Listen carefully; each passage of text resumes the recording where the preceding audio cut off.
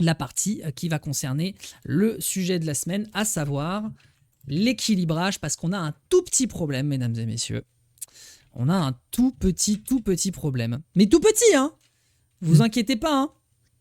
Ouais, c'est un problème qui se TP dans tous les sens, et il crée des doubles de lui. Et qu'il y a des mix-up de zinzin, et qu'il y a des OS combo absolument cons. J'ai perdu ma webcam, attention les yeux. Non, ça ne veut pas. Bon, quoi qu'il en soit...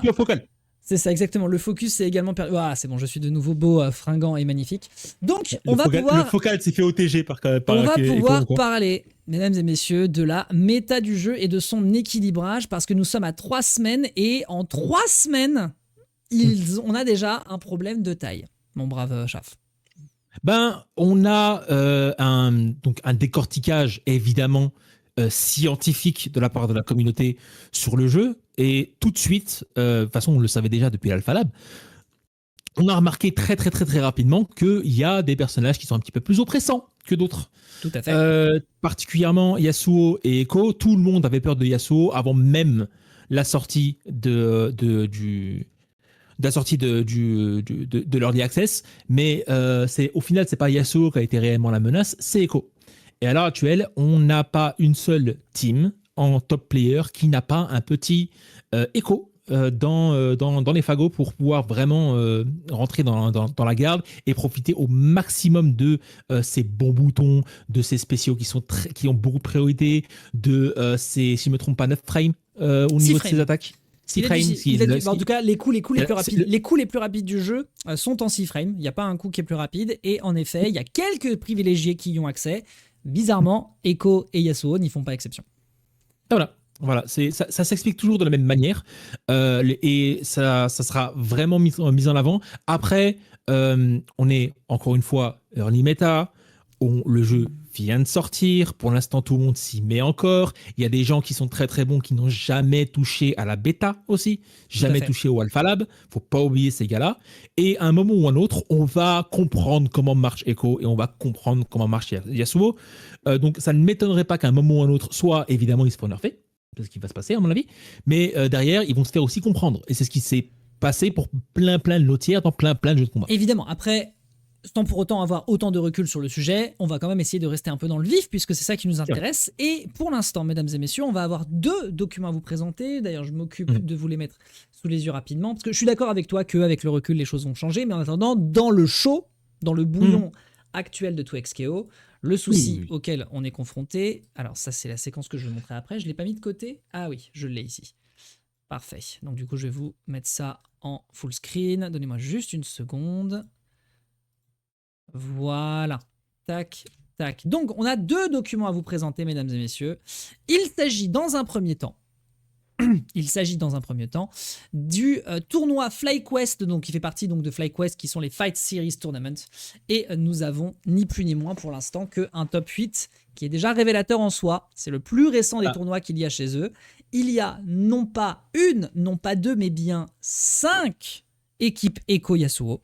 Une équipe avec Hilary, ça pour le coup c'est un miracle, c'est un véritable miracle vu comment le personnage est tombé dans les tier lists. Et de l'autre côté, 2 teams Echo Teemo, on rappelle la team d'Inzem qui fait d'ailleurs 2e sur ce tournoi. Donc vous voyez bien que globalement on a un petit problème. On est au tout début du jeu, on rappelle que c'est de l'early access, c'est un truc que tu as mentionné tout à l'heure, c'est un jeu dans lequel on est encore en train de se faire la main du côté des devs autant que du côté des joueurs. Je rappelle par ailleurs que Orochi a sorti une vidéo sur sa chaîne YouTube qui est intitulée, je cite, comment détruire Echo. Donc ça veut dire qu'a priori, vous avez déjà des bases qui peuvent être faites, surtout par un francophone pour affronter le personnage. Mais globalement, mesdames et messieurs, vous voyez que là, on est quand même confronté à un petit problème, c'est que le personnage est trop fort actuellement au vu de comment le jeu fonctionne et aussi de ce qu'il a par rapport aux autres joueurs. On a parlé d'Yasuo au tout début, il a chopé un très léger nerf qui apparemment est signifiant, puisqu'on considère même que c'est le troisième meilleur personnage actuel, puisque Teemo a fait son entrée. Mon cher Chaf, toi qui as un peu tâté du perso et qui évidemment suit également ce qui se passe sur la compète, en un mot commençant, histoire qu'on soit un peu rapide, t'en as rapidement parlé, mais qu'est-ce que Echo a par rapport au reste du roster qui fait que le perso, actuellement, c'est un PB, c'est trop fort? C'est principalement l'oppression en fait. C'est principalement l'oppression et le fait que quand on est un petit peu partout sur le terrain, que ce soit en mid-screen ou en corner, on peut se retrouver dans une situation soit de 50-50, soit dans une situation d'option select. Si je dois résumer extrêmement rapidement, oui, pour les gens qui ne comprennent pas. Pour les gens qui ne connaissent pas, du côté de l'option select, vous avez une situation où Echo va faire la même chose, la même input, et peu importe ce que vous faites en tant qu'adversaire, vous allez vous retrouver dans la panade, à savoir, vous sautez, il y a une situation contre, vous restez au sol, il y a une situation contre. Ça reste un problème. Généralement, ça est éliminé au plus vite, surtout dans les jeux Early Access. Mais il ne faut pas oublier aussi les choses qui sont moins éliminables, parce que bien plus dur à détecter, c'est les 50-50. Et les 50-50, c'est bien plus dur à fixer et bien plus dur à mettre en C'est avant. vicieux, parce que dans un cas, tu peux t'en sortir, dans un autre cas, tu t'en sors pas, mais ça reste 50-50. Non, le problème, c'est le guess. C'est ça le souci. Le problème, c'est que tu ne sais pas ce que tu vas avoir avant de l'avoir. Donc cette phase-là, tu peux te manger un lot comme tu peux te manger un high et tu ne sais pas ce qui va venir arriver. Et tu ne sais pas ce qui va arriver et surtout, tu ne peux pas prévoir cette situation, sauf à part ne pas se mettre dans cette situation. Donc comment est-ce que Echo parvient à ses fins, justement? Principalement avec la plupart de ces... Donc déjà, ce qu'on avait dit, les boutons les plus rapides du jeu et en l'occurrence, on pense notamment à ces lights, si je dis pas de bêtises. Je ne crois pas qu'il ait des médiums qui soient à 5 frames, ce serait scandaleux. Par contre, son cinquième, c'est pas normal. Cinquième a une range qui est complètement dingue. Elle permet ensuite c'est la range d'un perso aussi rapide, c'est toujours un problème. Ça, c'est déjà effectivement problématique. God bless à full screen, enfin à full range, notamment sur son 5ème et sur son 5H, il ne peut pas connecter sa Super 3. Ça, c'est déjà miraculeux, heureusement. Oui. Mais globalement, voilà, à full range, il peut quand même connecter avec son 5H, il peut connecter avec son 2H, donc ce qui veut dire qu'après, vous êtes directement dans un string qu'il va d'ailleurs chercher et qu'il peut rentabiliser très facilement, puisqu'il n'a besoin que d'une seule barre pour vous mettre en situation de burrito combo, donc l'option select dont on parlait à l'instant. Donc, qu'est-ce qu'il fait? Il lance son image rémanente avec avec sa S2. Pas avec sa S2, avec sa Super 2, pardon. Donc il va créer une image rémanente qui peut reconnecter très énormément de fois.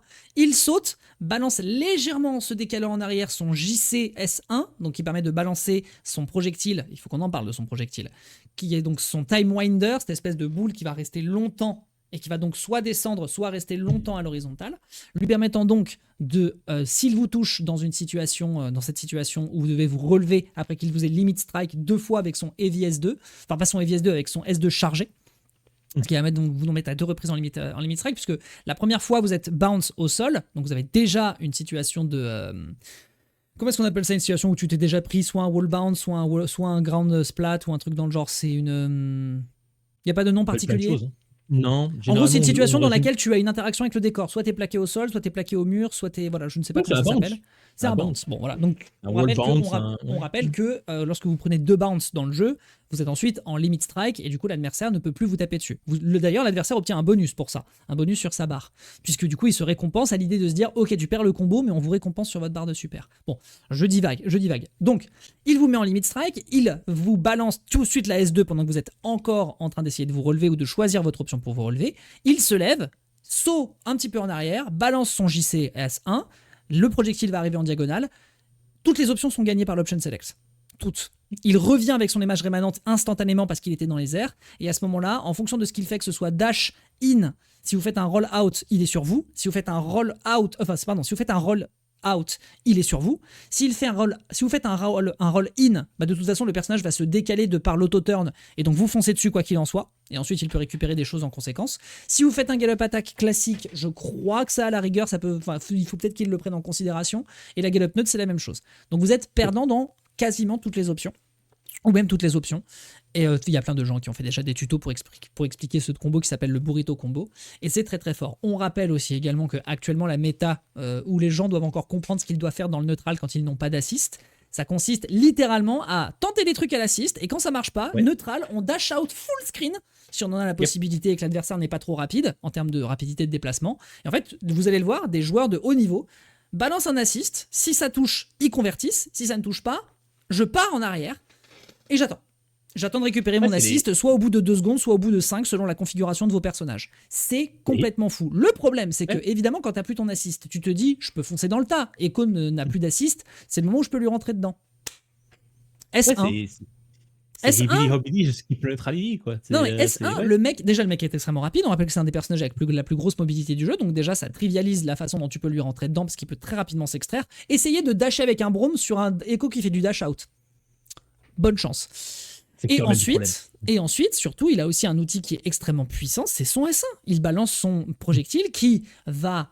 Donc, quand il est en starter, c'est pas son hit spot, son sweet spot, mais son sour spot, c'est avant que le time winder ne s'ouvre. Donc, c'est un projectile classique qui est casse-couille, mais bon, sans plus.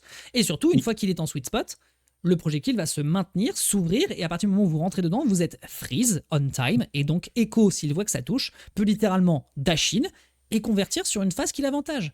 Donc, actuellement, en effet, les outils dont il dispose, autant en mid-screen qu'en full-screen, sont très très forts. Yasuo avait également ça, et il l'a d'ailleurs toujours grâce à son Asagi, qui est du coup sa stance, qui permet de projeter très rapidement son épée en avant, qui fait une très grosse hitbox, qu'il peut d'ailleurs augmenter en termes de range avec si jamais il a mis son wind wall juste avant. Donc, en effet, on a pour l'instant un adversaire qui gagne le neutral, qui gagne des phases d'avantage, qui a des mix-up, qui a des 50-50, qui sont très énervé. Effectivement, il fait pas beaucoup de dégâts sur le papier, mais ensuite, quand tu arrives à trouver et à optimiser les combos, actuellement, c'est le meilleur personnage du jeu. Je peux être l'avocat du diable. Tout à fait. Alors, première chose, on est sur 2 rondes et on est sur, oui, forcément, il y a une barre de vie qui se délate, mais derrière, vous pouvez récupérer votre vie en faisant un headshot tag et pouvoir refaire un assist. Il n'y a pas absolument toutes les solutions possibles pour pouvoir éviter les burrito combos et éviter les OS, mais une option défensive extrêmement importante reste push-block. Oui, ça use un assist, oui, mais c'est extrêmement important quand même de savoir quand push-block, à quel moment, et pour l'instant, je ne l'ai pas encore vraiment vu, surtout sur des niveaux en dehors de ce qu'on appelle top player, le classique, hein, les Sunny Fox et tout ça. Et ce niveau-là, il va arriver avec le temps. Pour l'instant, il n'est pas encore là. Ah oui, bien sûr. Mais en soi, c'est méga important. Non, c'est pas un souci. En soi, c'est méga important de mettre au maximum en avant la défense dans ce genre de jeu. Parce que c'était aussi le cas sur Fighter, c'était aussi le cas sur pas mal de jeux dans ce genre. Et c'est super important de mettre en avant tout de suite des gens qui arrivent à se fier un chemin par rapport à ce qu'on considère comme absolument craqué, comme des Yasuo, des Echo, des Teemo, pour l'instant en tout cas, qui restent compliqués à maîtriser, mais qui vont arriver à mon avis avec le temps avec un petit peu plus de défense. Tout à fait. Non, mais ça pour le coup, je suis d'accord. Mais en effet, voilà, je comprends que tu essaies de prendre du recul sur le sujet. Dans l'actu chaude pour l'instant, toi, tu es d'accord comme moi. Echo pour l'instant, pose souci. Il va se faire nerf. Il va se faire nerf. Il n'y a aucun souci. Oui, il va se faire nerf. Tout à fait. La grande question, c'est quand? Est-ce que ça va être suffisant? Voilà. Est-ce que son S1 va être calmé? Est-ce que le projectile va durer moins longtemps? Est-ce qu'ils auront la possibilité de taffer autour des 50-50, sachant que c'est compliqué? Enfin, il y a plein de trucs à envisager. Il ne faut jamais avoir peur sur le fait que ce soit suffisant. Jamais. Il faut toujours avoir peur sur le fait qu'on peut en faire trop aussi. Okay. Oui. Alors n'oublions pas un détail. C'est un jeu Riot. Non, mais c'est un jeu Riot, frérot. Un jeu Riot, évidemment que les gens vont chialer.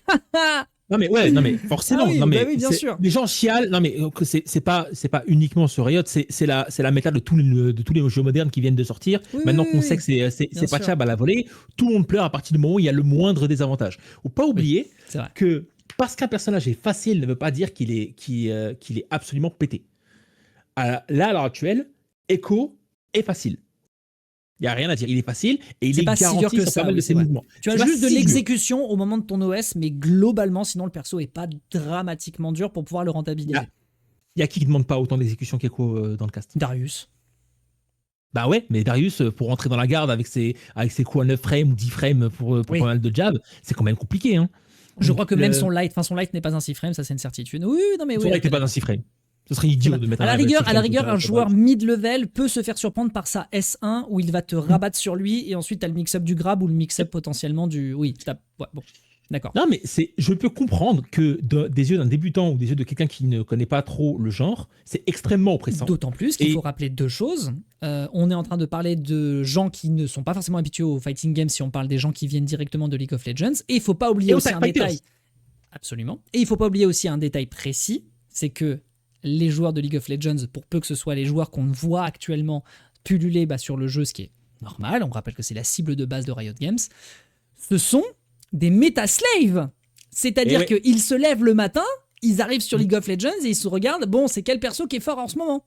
Ah, Reddit, voilà, c'est parti. Bon, alors, Chalice, c'est comme ça Après, qu'il faut jouer le après, jeu. il y a d'autres sites qui sont effectivement pas Reddit, mais il y a plein de sites comme OPGG. Enfin voilà, moi quand je jouais à LoL, je regardais un petit peu ce qui se passait. Ça veut pas dire que je jouais mon perso. Moi, je suis un OTP chaîne. Faut pas me toucher. Moi, mon perso pue la merde sur le jeu, mais j'aime trop le perso. Voilà, donc moi, je jouais chaîne. Mais en l'occurrence, tu abuses. Ouais. J'exagère un peu, mais la plupart des gens qui ont envie un petit peu de faire croire qu'ils sont fakers, Mathilde, salut Mathilde d'ailleurs, Oui. j'espère que tu vas bien, sont des personnes qui vont aller checker, pour la majorité en tout cas, comment se joue le perso. Ou à minima, regardez ce qui marche bien sur le perso en termes d'itemisation, de route, d'optimisation de build, et ensuite partent Bon. à l'aventure. Je viens défendre les joueurs de LoL puants, bah bonne chance. Ouais, je vais en faire grincer des dents à plusieurs, peut-être à Mathilde directement, mais à partir du moment où vous avez un jeu, donc là je parle de League of Legends, hein, où vous êtes obligé de faire un système de picks and ban au tout début, donc d'une draft à chaque game, c'est que vous avez un problème d'équilibrage dès le départ. Quand vous êtes obligé de forcer quand vous êtes obligé de forcer Je me désolidarise. Quand vous êtes obligé le fait de forcer, désolé, hein, vous êtes obligé le fait de forcer le jeu à ce que personne ne puisse prendre des mirror match, ne me parlez pas d'équilibrage. Merci, bonjour. Non, les jeux de combat, c'est pas la même chose. Les jeux de combat, la plupart de ce qu'on supporte au maximum, ça ne vaut pas de la même manière. Ce n'est pas du tout. En fait, on ne va jamais se retrouver dans une situation où un perso sera aussi oppressant qu'une méta complètement pétée dans un jeu comme League of Legends. Donc, si on laisse les gens jouer leur meilleur team et leur meilleur perso, il n'y a pas de game. Il n'y a juste pas de game dans LoL. Je peux prendre mon meilleur perso, ça ne va pas m'empêcher de XKO, ça va pas m'empêcher de me faire battre 80-0. Oui, non, mais c'est vrai, tu as raison, fondamentalement. Une pensée pour notre grand philosophe du jeu de combat, Sanford Kelly, pique top tier, c'est pas faux. Et pique top tier. Non, mais en attendant, Non, je vais t'envoyer la vidéo. En attendant, des gens qui ont vraiment réussi à trouver un couple de persos qui kiffent énormément, se sont contraints, et j'en ai en tête, se sont contraints à jouer Echo. C'est mathématique. Donc à partir du moment où tu centralises une méta, alors on rappelle, early méta, early access, mon cul sur la commode, Chaf, tu as raison, il n'y a pas de souci là-dessus. Mais quand on se retrouve dans une situation où, par exemple, sur Pokémon, pendant des années, on a été obligé de jouer impérativement Landorus Theran, c'est que on a un souci quand c'est le seul perso qui est capable de contrer l'autre perso. Parce que quand tu te retrouves dans une situation de viewership, alors évidemment, ce n'est pas du niveau de Steve sur Smash Bros, mais que tu te retrouves avec deux joueurs qui balancent de l'assist et qui après se retrouvent dans le full screen comme des connards à attendre de balancer leur S1 pour récupérer leur assist et rejouer, ça peut avoir des conséquences. On rappelle, par ailleurs, on en parlera juste après, mais que c'est certainement l'une des raisons pour lesquelles actuellement, et on rappelle que c'est l'early access, donc c'est normal aussi qu'ils ne se concentrent pas dessus à 100%, Riot est très discret pour l'instant sur le jeu, en termes d'annonce générale, etc. Ils y pensent de manière macro, mais pas de manière micro. Juste, est-ce que tu peux me rappeler qui édite Pokémon Company.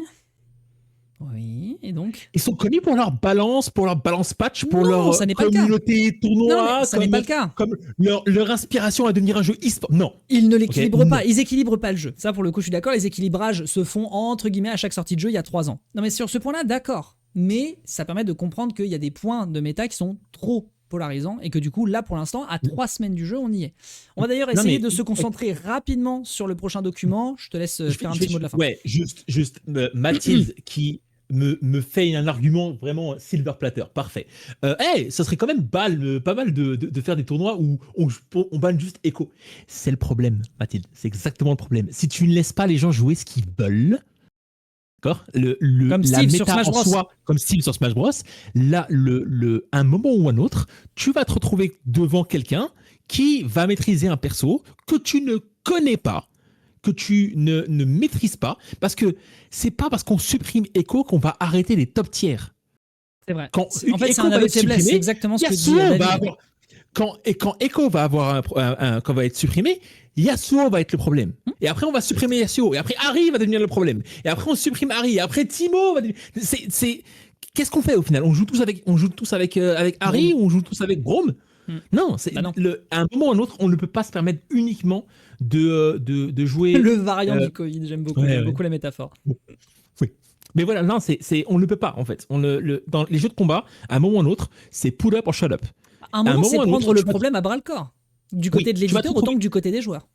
tu te retrouves dans une situation qui a l'air d'être complètement imbattable. Tu vas devoir trouver une solution. Et la situation et au passage, la victoire n'en sera que plus belle. On rappelle, Exact. si je dis pas de bêtises, c'était à l'Evo qu'on a un joueur sur Street Fighter 5 de... Comment il s'appelle le maître de Haki? Fantôme. On rappelle qu'il y a un joueur on parle d'un joueur de Fantôme. Oui, on parle d'ailleurs, je vous invite d'ailleurs à regarder la vidéo de Combo qui a posté un récit génial du joueur. Il remporte l'Evo, je crois. Il remporte quoi, le Combo Breaker? Non, il remporte le CEO. Il s'appelle Mono. Il vient de Porto Rico. Et il est extrêmement connu là-bas. Et il est très, très, très, très, très fort. Et on appelle ça en fait les Lothierio. Les gars qui vont maîtriser un personnage qui est considéré comme pas méta. Ah bah Phantom, c'était l'un des pires persos du jeu, c'est sûr. Voilà, Fang. Ça arrive tout le temps. Et du coup, il affronte qui en grande finale et il le bat? C'était Sonic Fox? Mena. C'était Mena RD. Voilà, donc du coup, voilà, ça arrive. Mena, aka le numéro 1 à ce moment-là. Le numéro 1 Street Fighter 5. Tout à fait. Ouais, il affrontait Punk aussi. Il y avait Punk au CEO. Il y avait Punk au CEO. Mais il y avait Mena. Il y avait Mena dans le bracket et il a viré Mena. Ou alors Punk s'est fait virer par Mena. C'était peut-être Punk. Écoutez, je vous invite à regarder la vidéo de Combo sur le sujet qui en parle en détail et qui est vraiment ultra instructive. Et d'ailleurs, tapez-vous toute la chaîne de Combo. C'est un super créateur de contenu. Voilà, donc c'était Punk. Okay. Bon. C'est pas Mena. C'était Punk. Dans tous les cas, oui, en effet, on ne peut pas considérer qu'il faille virer un perso pour que ça change. Il faut juste équilibrer. Et du coup, c'est un peu notre sujet. Concentrons-nous rapidement sur le prochain document parce que l'heure tourne. On va parler un peu méta, mesdames et messieurs. Alors, on rappelle, disclaimer, une méta 3 semaines après le lancement de l'Early Access, après la bêta fermée et après les Alpha Labs. Sur 11 persos qui plus est, bon, on souffle un peu. C'est bien, mais ça n'empêche pas. C'est bien. J'ai plus besoin de le dire. Tout à fait, non mais tout à fait. C'est bien, ta propagande a fonctionné. Mais ça n'empêche pas qu'il faut quand même considérer que les gens vont vivre avec cette grille de lecture. On peut pas faire contre. On est dans le capitalisme avancé, avant le fascisme. ça devient politique. Je rappelle d'ailleurs, petite anecdote, qu'au Hustle Games offline, Dofla a participé, qui est un streamer politique. Genre, j'ai regardé ses derniers lives, il a pas fait un seul stream sur 2XKO ou Rapid, je crois. Mais le mec, il est venu, il a fait 17ème. Non, mais moi, dans ma team, je veux Hassan. Direct. Sans problème. Mais elle joue qui, Rima Hassan, d'après toi, avec son... Ah non, elle joue qui en duo? Attends, je veux... Attends, elle joue qui? Alors, il y a un écho, ça, c'est sûr. Hey, Balou en brie, je suis sûr qu'elle a un écho. Bon, bref. C'est Riot qui gère tout l'équilibrage? Bah, techniquement, oui, c'est Riot Games. Ouais, alors ça, c'est une question extrêmement intéressante, Mathis. Je vais répondre très rapidement et après, on part sur la tier. Riot a donc le fait que 2XKO existe ne vient pas simplement de Riot. Oui. 2XKO de base, c'était un projet fait complètement indépendant par une autre team qui ont créé l'Evo entre temps. D'accord, juste avant. En fait, ils avaient créé l'Evo, ils ont décidé de créer un jeu de combat. Le jeu de combat était tellement intéressant que Riot arrivait et a fait This is my property, you know. Et ils ont racheté l'intégralité de la boîte. Donc la team qui est derrière le jeu est une team extrêmement c'est quoi le terme que j'ai utilisé? Expérimenté. Merci. Extrêmement expérimenté sur les jeux de combat. Et c'est eux qui font l'équilibrage. C'est d'ailleurs une des raisons pour lesquelles actuellement le taf est super bien fait, c'est parce que ce sont des gens qui sont connaisseurs, alors que de base, Riot ne le sont pas vraiment, voire même pas du tout. Voilà. Donc du coup, concentrons-nous un petit peu. Ils ont simplement recruté les meilleurs. Hein. Oui, ils ont recruté les deux patrons de l'Evo et les gars qui ont créé le Rollback Netcode. Je veux dire, à partir de là, ça se pose là. Voilà.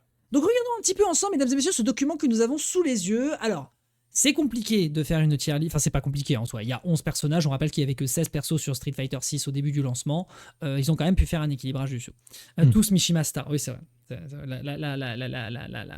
Notre brave Seiko, effectivement, est très très précis sur le sujet. Donc, nous avons 11 persos sur le jeu actuellement. Il y a déjà, en effet, des tier lists qui sont en train de s'établir. On n'en avait pas encore eu véritablement depuis la sortie de Teemo et de Warwick. Maintenant qu'on a 2 semaines, 3 semaines même d'expérience dans les pattes, il est temps à un moment que les termes soient lâchés, sous réserve évidemment que ça se modifie rapidement. Mais pour l'instant, en tout cas jusqu'à la fin de la saison 0, à moins d'une très grosse découverte, c'est à peu près ce qu'on va se manger pendant la quasi-totalité de la scène compétitive jusqu'au mois de janvier où la saison 1 va démarrer.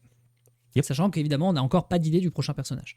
Donc, nous avons Qu'est-ce qu'on fait? On commence par le haut ou on commence par le bas? Non, on a déjà parlé du haut, on va commencer par le haut. On va commencer par le haut. Ouais. Oui, Ouais, bah, c'est très on bien. vient tout simplement Très bien. d'en parler. Donc voilà, donc actuellement, le meilleur duo, il n'y a aucun problème, mesdames et messieurs, c'est bien évidemment Yasuo et Echo, deux personnages qui sont surreprésentés partout. Vous avez vu le graphe de tout à l'heure de chez FlyQuest. La plupart des top tiers, des joueurs top, pardon, se sont décidés, se sont même résolus, j'ai envie de dire, à jouer le Mais- personnage.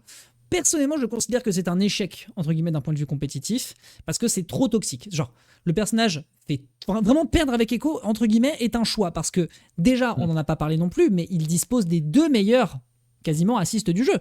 C'est-à-dire que My Time, qui est du coup son attaque My Time, qui consiste donc à faire, je crois que c'est son forward S2, mais j'ai peur de dire une ânerie.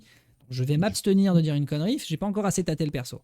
Mais en tout cas, Si on parle son- du dash avec le. ouais, le dash My Time, quoi. C'est avant S2. Pour moi, c'est le 6S2. Ouais, c'est 6S2. C'est 6S2. Ok, donc le 6S2 en l'occurrence correspond donc à son coup en avant avec sa. Donc c'est son épée, mais sur son skin d'Arcane, c'est sa clé à molette, qui consiste donc à couvrir une grosse zone en face de lui, et il dit Yes. My Time. C'est pour ça qu'on dit My Time, et d'ailleurs c'est devenu un gag. Je vous invite à regarder le titre du sujet actuel. Et donc ce coup-là, en assist, est super fort. Parce qu'en double assist, qui est actuellement la deuxième, voire la première, freestyle je crois qu'elle est devant, mais les deux en tout cas ça se touche, consiste à mettre deux coups de clé à molette, tu perces la garde adverse si tant est que tu la perces, tag assist, et tu peux enchaîner un combo puisque tu as déjà ouvert la garde de l'adversaire. C'est extrêmement fort. Rajoutons les prolongations de combo grâce également au back assist, donc le back assist qui consiste à littéralement lancer le meilleur projectile du jeu qui est le Time Winder. Donc si jamais tu le lances correctement sur un bon timing, tu fais un combo dans les airs, tu projettes l'adversaire au sol, tu penses que tu as fini parce que tu l'as suffisamment éloigné? Bah bonne chance, pardon, excusez-moi, mon ordi s'éteint. Bah bonne chance, tu viens de le mettre dans un projectile freeze et tu peux réenchaîner derrière, sans avoir mis l'adversaire en situation de bounce, parce que du coup, il n'a pas touché le sol. C'est extrêmement fort. On rajoute évidemment Yasuo ensuite qui dispose d'une stance, même s'il y a eu des nerfs de dégâts, le personnage reste extrêmement fort. Son Asagi est un problème gigantesque, il dispose d'un 6 frame à nouveau, donc en termes d'ouverture, c'est gigantesque. C'est très fort. Les deux personnages sont très très forts, ils synergisent merveilleusement ensemble et c'est considéré actuellement comme la meilleure équipe du jeu.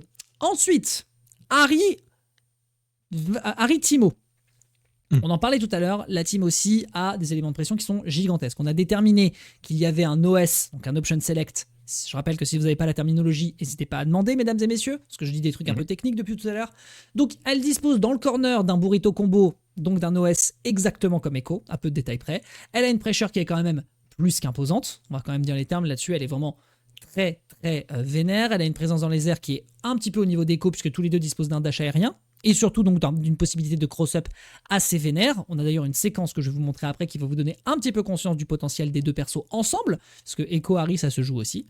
Et ensuite, là tu auras des choses à dire parce que notre take de la semaine dernière c'est que c'était un noob killer. C'est pas que ça. Timo, ça n'est pas que ça, Chaf.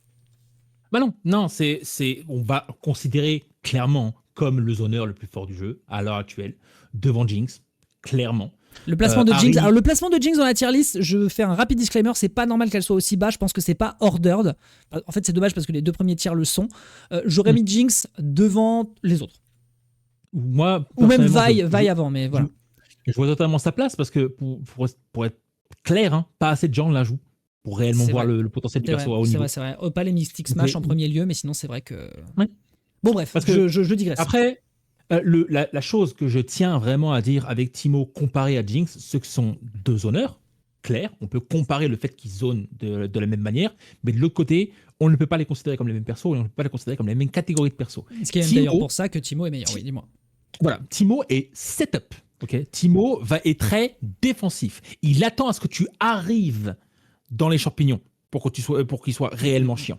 Et un Braum, par exemple, va trouver extrêmement galère le fait d'approcher, parce que même s'il tente d'approcher de manière physique, il y a les champignons qui sont au milieu et qui lui empêchent de toucher Timo et son assist. Bon, alors, de l'autre côté, à ce sujet... je finis. Vas-y. De l'autre côté, il y a Jinx. Jinx est ce que j'appelle active au niveau de son zoning. Elle a un beam, elle a donc son freeze. En fait, si tu ne fais rien, l'adversaire peut te rentrer dedans. Exactement. Oui, tout à Ce n'est pas les mêmes types c'est pas les mêmes types de zoning. Moi, j'aime les persos zoning à partir du moment où ils sont actifs. C'est pour ça que je jouerai pas Timo et que je joue Jinx. Tout bêtement. Ok, très bien. Donc, c'est l'idée qu'il faut voir. Moi, c'est exactement la même type de méta que j'ai dans Skullgirls. C'est la même chose. C'est j'ai un assist qui va être extrêmement oppressant sur la garde de l'adversaire. J'ai un point character qui va être oppressant sur la garde de l'adversaire qui va être plus rush down, et j'ai un assist qui va être plus zoning, mais actif quand même, pour pouvoir mettre en avant l'attaque de l'adversaire, pour que, par exemple, quand Jinx balance un beam, je puisse arriver avec Vi, je cite un exemple, comme ça. Tout à fait. Je puisse arriver avec Vi et continuer mon mix. Et, Non, mais j'entends. ça, c'est la beauté de Deus Chaos, c'est parce que dès que vous changez de point character, d'assist et, faut pas oublier aussi, de fuse, vous changez complètement la méta et la manière dont vous allez approcher la team. C'est aussi pour ça qu'on a dit qu'on appréciait énormément le jeu pour l'instant, parce qu'il a une richesse qui est assez énorme. Donc, pour 11 persos, c'est du bon boulot, c'est du bon taf, c'est clair. C'est du très bon taf. Et honnêtement, on peut se plaindre de Blitzcrank et Braum sans aucun problème, mais je trouve qu'ils sont quand même efficaces pour ce que c'est. Ils auraient pu être bien pires. Et on va en parler justement juste avant. C'est vrai que les persos sont pas non plus totalement out, même si Braum a vraiment besoin d'un coup de main. Du côté de Teemo, en effet, le perso à setup est quand même assez énervé. Je vous invite à regarder des teams de haut niveau pour des gens qui sont un peu perdus sur le personnage. Je pense qu'on vous montrera le clip après avec Braum pour que vous vous rendiez compte à quel point c'est compliqué pour lui. Mais du côté de Teemo, en effet, les champignons sont un problème. Vous l'avez peut-être vu d'ailleurs sur les clips qu'on a montrés tout à l'heure. Vi bypass avec son footwork les champignons. Ça, c'est assez énorme. Et elle peut, sur un simple S1 chargé, casser les champignons en face d'elle, puisque c'est une hitbox qui est quand même assez généreuse. Ce qui est un avantage pour elle dans le match-up particulièrement, mais sinon pour les autres, un mauvais placement, une situation au corner, une bêtise de placement, avec notamment le slingshot. Je crois que les slingshots sont des overhead, hein, c'est des projectiles overhead. Donc c'est extrêmement dangereux. Qu'on soit clair. Dudley, Steve de Tekken, hein, je précise. Même Little Mac d'ailleurs, techniquement. Vanessa, Vi, même combat. Les projectiles, Aide pareil. Aide la même. À partir du moment où on a un dash spécial pour pouvoir passer directement dans la garde de l'adversaire, c'est anti-boule. Et c'est génial. Bon, en l'occurrence, ce ne sont pas des boules, mais ça reste. C'est techniquement considéré comme des projectiles. Il faudrait que je vérifie ça. C'est techniquement considéré comme des projectiles. D'accord. Oui. Bon, dans tous les cas, les champignons sont un problème. Le slingshot, moi, je maintiens que c'est un scandale absolu. Je crois, il faut que je revérifie, mais je crois que ce sont effectivement, quand il est projeté vers le haut, des overheads. Non, mais c'est il faut que je vérifie, mais ça c'est déjà extrêmement puissant. Et puis ensuite tout le reste. Tu penses qu'il est dans le corner, il a placé un bouche avant, il peut s'en extraire. Enfin voilà, il y a beaucoup de choses. Par contre, tu attrapes le perso, tu le rentabilises, ça c'est sûr. Juste une boule overhead oscillante qui fait un tiers de l'écran, ça va. Ok, on est dans un jeu à la Marvel. Okay. T'es pas scandalisé. Je suis pas choqué. D'accord. Très bien. Mais ça, parce que tu parles de ton expérience. Toujours est-il que voilà, le perso est fort, surveillez-le de près. Inzem est en train de le jouer. New York Chris J est en train de le jouer. Me semble-t-il que Leffen le sort également de son côté. Donc voilà, des persos à setup qui sont vénères et qui vont très certainement du côté de Teemo, vont certainement trivialiser les prochaines métas, parce que je pense que c'est compliqué par contre de l'équilibrer. Parce que si tu commences à changer les choses précises sur Teemo en matière de setup, il risque d'avoir de gros soucis. Tu le rends nul. Tu le rends pas très intéressant. On rappelle que c'est un perso à la base sur League of Legends qui est gimmicky. Je rappelle qu'il a quasiment aucun pic dans les compétitions sur le jeu. Donc, voilà, pour l'instant, c'est très cool que le perso soit populaire. Moi, je trouve ça très stylé. Mais voilà, pour l'instant, la synergie qu'il y a est assez énervée, d'autant plus qu'ils ont réussi à trouver des combos qui sont très intéressants, notamment le spin dash combo, avec son espèce de bouboule où il te fonce dessus, qu'il peut faire plusieurs fois dans les airs, et qui est vraiment, vraiment agaçante. Avec beaucoup de setup, beaucoup de pressure. On rappelle que sa S2 avec les champignons est un OTG. Ce qui n'est pas normal, mais toujours est-il que ça existe. En fait, bon, bref, les coups sont forts. Les coups du personnage sont vraiment très très forts. Ses assists sont corrects. Le fait de poser un champignon, ça permet de faire des prolongations. Ok. Mais par contre, ces darts sont très difficiles à réagir. Je crois que c'est frame 10. Enfin, ça va très vite. Ce sont des projectiles, des doubles projectiles qui sont assez casse-couilles à gérer. Si le cœur de la méta, c'est de mettre 60% sur un seul combo, ne pas gaspiller une barre et essayer de récupérer après un OTG, sachant que, à part pour des persos comme Echo qui peuvent être un problème, etc., il n'y a pas de récupération de Kizeme, il n'y a pas de récupération oppressante après la garde, ça va. D'accord. Ça veut dire qu'il y a une situation où tu peux te retrouver à 20, 10, 5% et tenter le comeback. Tout à fait. Et du côté de Teemo, d'ailleurs, il faut aussi qu'on parle d'un détail auquel j'ai pas pensé forcément, c'est le press qu'il est capable d'offrir grâce à sa S1. Sa S1, si jamais tu es en train de la... Alors, si tu la gardes pas, bah force à toi, parce que pour peu que le mec ait un Yasuo, bah, il va te mettre 3 Asagi dans la gueule, ce qui est gigantesque en termes de damage, le temps que les 9 fléchettes te touchent. Et surtout, si jamais elle part dans la garde, bah, ça veut dire que le mec peut si jamais il a balancé son assist avant de le faire, et bah l'assist ensuite tu peux tag pendant que la S1 continue d'exister. On rappelle que les super comme ça qui fonctionnent avec des multis, c'est très puissant. Donc tu passes sur ton autre personnage et ton autre personnage il est directement en oppression sur toi, il peut te pousser dans le coin et ensuite derrière il peut continuer son mix.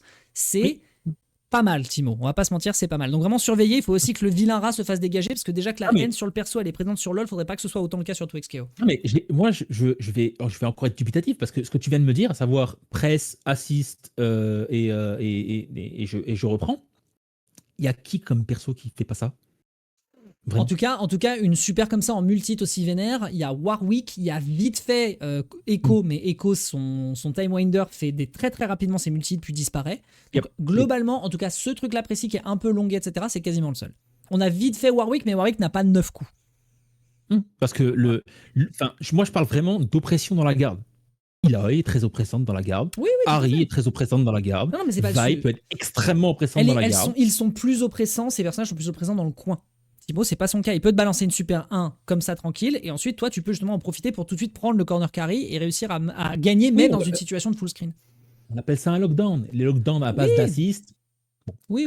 Mais voilà. Je relativise. Le problème étant que toi, tu débarques avec ta vieille bouteille. On essaye de s'adresser à tout le monde. Je sais. Non, mais c'est le problème principal de 2SKO. Ils auraient jamais dû attaquer ce genre. C'est un des sous-genres de jeux de combat les plus durs à comprendre. Et c'est ça, c'est ce qu'ils n'arrivent pas à comprendre en fait. C'est genre, ton premier jeu de combat, t'es Riot, ton premier jeu de combat, c'est un Tag Fighter. Écoute, c'est le choix. C'est le choix et puis maintenant on doit vivre avec. On enchaîne. Moi je suis ravi. Hein. Moi j'ai fait tu kiffes. T'es un Skullgirlsman, toi. C'est bon. Sans deck. Enchaînons avec Illaoi. Alors Illaoi, je suis triste moi personnellement qu'elle descende dans les tier list. Elle était considérée comme le top 3 du jeu au tout démarrage. Malheureusement, quand les gens commencent à comprendre le setup et les placements à distance pour gagner le neutral, bah Illaoi, elle fait plus grand chose.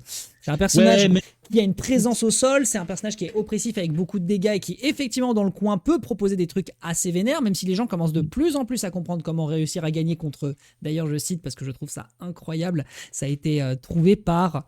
Comment il s'appelait ce gars Krakatoa. Qui est un mec qui fait du contenu et je crois qu'il était avant sur... Je sais plus sur quel jeu il était. Bon, toujours est-il que voilà, Krakatoa a appelé ça le Taco Yoki. Parce que c'est une situation au sol dans le corner. J'aime énormément. Donc toujours est-il que voilà, vous avez effectivement déjà vu le combo d'Illaoi qui consiste à mettre de la pression sur l'adversaire dans le coin avec ses tentacules et sa S2. Beaucoup de gens commencent à comprendre comment tourner autour de ce truc-là. Voilà, ils ont les timings, ça commence un petit peu à jouer. Évidemment, il y a des combos d'équipes qui se mettent des pressions gigantesques quand ça arrive. Mais voilà, ça existe. Voilà, les gens commencent un petit peu à savoir le gérer. Le personnage, il faut quand même le dire, lorsqu'il n'y a plus d'assist, en tout cas quand il n'a plus de second perso pour switcher ou autre, c'est pas dingo. On connaît la plupart de ces combos routes, il n'y a pas beaucoup de mix. Des gens ont trouvé notamment des combos avec sa S2 en mid-screen. Donc ça, pour le coup, c'est assez intéressant. Mais le perso a des faiblesses. Il se traîne un peu le cul. Il y a quelques faiblesses particulières. Ça reste très très fort avec sa S2. Ça, je suis complètement d'accord. Et le damage output est quand même gigantesque. Ikari continue de croire au personnage. D'autres joueurs y croient encore un petit peu. D'ailleurs, sur le document que je vous ai montré avant, il y avait une Echo Illaoi. Mais globalement, Illaoi est considéré comme un perso mix bag entre pas autant support que Braum, mais pas aussi indépendant qu'un Yasuo, et du coup le perso il sert à compléter un personnage qui est présent et qui est déjà fort plutôt que de réellement en elle-même être capable de briller. Le perso peut quand même faire des trucs, attention, ça tabasse, mais malheureusement plus le temps passe, plus son contrôle de terrain, notamment avec ses tentacules, n'est plus aussi puissant qu'au début parce que les gens commencent à trouver des parades. Rien n'empêche Riot de faire un mighty patch qui sort de nulle part et qui rend Illaoi pété. Oui. Le truc avec Illaoi, c'est que c'est particulièrement avec Illaoi. Ça peut être le cas pour tous les persos, mais particulièrement avec Illaoi, j'ai vraiment l'impression que une toute petite touche, quelque part une toute petite frame d'ici là, d'ici l'autre, ça propulse le perso. Je suis complètement d'accord. On rappelle qu'elle dispose du meilleur 2M du jeu. Par contre, ça c'est complètement débile. Elle se propulse à des kilomètres pour réussir à te mettre un coup, ça c'est absolument génial. Comme sur le jeu de base, mais ça c'est une excellente data, elle a parfaitement raison. Illaoi au tout début, vénère, c'est devenu un tank mais qui a quand même des énormes damage out. Non, c'est vrai. Bon bref, j'espère que ma Hentai Lady arrivera quand même à se maintenir dans le très haut de la méta, mais c'est vrai que pour l'instant, c'est tout doucement une pente savonneuse, tout simplement parce que des persos plus mobiles lui mettent une pression de zinzin et qu'elle n'arrive pas autant à se setup comme elle le voudrait. Par contre, quand ça marche, ça fait plaisir. Mais le problème, c'est que c'est le cas avec tous les persos. C'est le cas avec tous les persos, quoi. Mais demander à ce que les rushdown dans 2SKO soient moins forts, c'est comme demander à ce que les shotos dans Street Fighter soient moins forts aussi. Mais Donc, oui, tu vois, la c'est- difficulté, c'est que si la méta ne se concentre que sur des persos ultra rapides, bah en fait, aucun intérêt de ne pas créer des persos qui ne soient que des persos ultra rapides. Et dans ce cas-là, c'est un jeu à la bah. Marvel. Ah ouais. De Mais base, le problème, c'est que dans ce cas-là, il y a une erreur de casting du côté des heavies. Mais ça, c'est ma take. Voilà. Bon, bref, Ilaoi, voilà. J'espère que ma maman aura l'occasion de rebriller un peu. Bon, je rappelle qu'elle est quand même dans les 5 meilleurs persos du jeu. Elle est dans la bonne moitié. La deuxième moitié, justement, parlons-en un petit peu. SF6 Ryu, tous. Ah, mais de toute façon, c'était ça où Mai Shiranui, et Mai Shiranui n'est pas issue du jeu de base. Elle est issue même des concurrents. Donc évidemment qu'il fallait up un perso. Il fallait up le perso sur la jaquette. Bon, je rappelle que c'était Luke à la base, mais. Ils ont tellement paniqué, ils lui ont donné un beam. C'est une dinguerie. C'est une dinguerie. Bon. Restons concentrés. Donc, du coup, sur la suite, mesdames et messieurs, on va pouvoir parler. Alors, moi, du perso sur lequel j'étais hypé parce que bah, son chara design est quand même stylé, il n'y a pas de mystère, etc. Le perso est cool, tout ce que tu veux. Mais en fait, maintenant, après avoir un peu expérimenté le gameplay, je suis en mode. Ouais, bon. Il est efficace, son install est stylé parce que du coup, t'as plein de combos routes qui viennent derrière, etc. Mais en fait. Ouais. Il fait. Enfin. Après, je trouve que c'est ok. Moi, je trouve que c'est pas si mal. Mais je m'attendais à pouvoir. En fait, je trouve ça. En fait, comment. Attends. Je vais replacer un peu l'église au centre du village. Je replace l'église au centre du village. Le perso est fun à jouer. Tu ressens la bestialité du personnage. Quand t'as le Bloodlust, t'es une machine. T'as accès à littéralement un cross-up quand t'es collé au personnage, à l'adversaire avec ton 6S1. Tu ripes l'adversaire comme un fou du bus. Le sound design de ses coups est vraiment très stylé. T'as des conversions qui à peu près sur tous les persos fonctionnent. Moins avec Ilaoi, ce qui m'attriste énormément. Mais globalement, overall, le perso est vraiment stylé. Mais c'est tout. C'est-à-dire qu'il est très dépendant de son overhead avec son forward S1. Voilà, donc ça déjà c'est un PB. Moi perso Imo c'est un PB. Le fait qu'il doit... non d'ailleurs c'est S1 tout court parce que le forward S1 c'est son coup de tête. Le S1 tout court est un PB parce que certes ça passe les projectiles mais tu l'attends. Tu sais qu'à un moment il va sauter. À moins évidemment que le mec te fasse un mix-up avec le dogo flip. Mais globalement c'est assez prévisible. Et c'est un rushdown qui demeure quand même assez massif en termes d'hitbox. Et au vu des 3 meilleurs personnages du jeu qui sont quand même des aiguilles, bah malheureusement ça lui dessert largement. Son damage output est quand même conséquent, il fait quand même des trucs chouettes. Donc en gros, c'est un peu la même chose que Darius. Je considère que les deux devraient d'ailleurs être en dessous de Vi et de Jinx. Ça va. Les persos, ça va, il n'y a pas grand chose à en dire. Le perso a toute sa place dans le roster, mais il n'est pas craquito. Clairement pas. Darius, c'est carrément plus de problèmes que Vi, sans aucun souci. Ah ouais. Oh. Vi, moins un problème que Darius. Hein? Non, oui, Vi est plus problématique que Darius. Oui, Vi est plus problématique que Darius. Oui, on est d'accord que là, le placement, il y a un problème. Là, le placement, pour moi, il y a un souci. Je mettrais Vi au-dessus de Darius sans aucun souci. Oui, donc là, on est d'accord que toi comme moi, nous sommes d'accord. Là, pour le coup, ça a été des druides de balancer Darius avant. On est bien d'accord.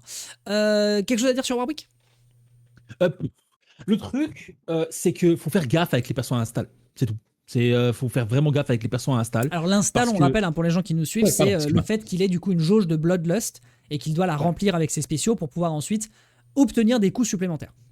Ouais. Après, l'overnerf, deux trucs. Je vais parler de Warwick évidemment un petit peu plus en détail, mais petit mot général. Si vous avez peur de rendre 2SKO pété au niveau de ses persos comme Echo et Yasuo, par pitié, jouez pas un autre Tag Fighter. Hein. C'est lukewarm comparé à ce que je vois ailleurs. Vraiment. Et du côté de Warwick, ça aurait pu être bien pire. Ils se sont calmés au maximum. Tu mets un Demon Flip en plus de... Enfin, Dogo Flip. Tu mets un Dogo Flip en plus d'une install, en plus d'attaques qui rushent bien dans la tronche, qui sont anti-projectiles. Ah oui, le S1 anti-projectile, pour le coup, c'est stylé, ça je suis d'accord. Mais bon, le problème, c'est que malheureusement, c'est un peu prévisible, quoi. C'est légèrement prévisible. Et heureusement d'ailleurs. Il faut quand même il faut qu'il puisse y avoir des parades, ça je suis d'accord. Mais ça va, quoi, le perso, ça va, quoi. Warwick est une preuve pour laquelle ils peuvent balancer l'intégralité, ils peuvent équilibrer l'intégralité des personnages du jeu. Oui, c'est ça, parce que pour le coup, le perso, il est ok, quoi. Enfin, ça marche. Il est ok. Voilà, good dogo, quoi, good boy. Voilà. Darius. Bon. Le bleed, c'est bien. Vraiment. Après, le problème, c'est que c'est pas une priorité pour la plupart des joueurs qui jouent gros. Si tu veux jouer gros, il fut un moment où tu ne jouais que Blitzcrank Darius. C'était ta team en tant que joueur de gros. Ça ne vaut pas le coup maintenant.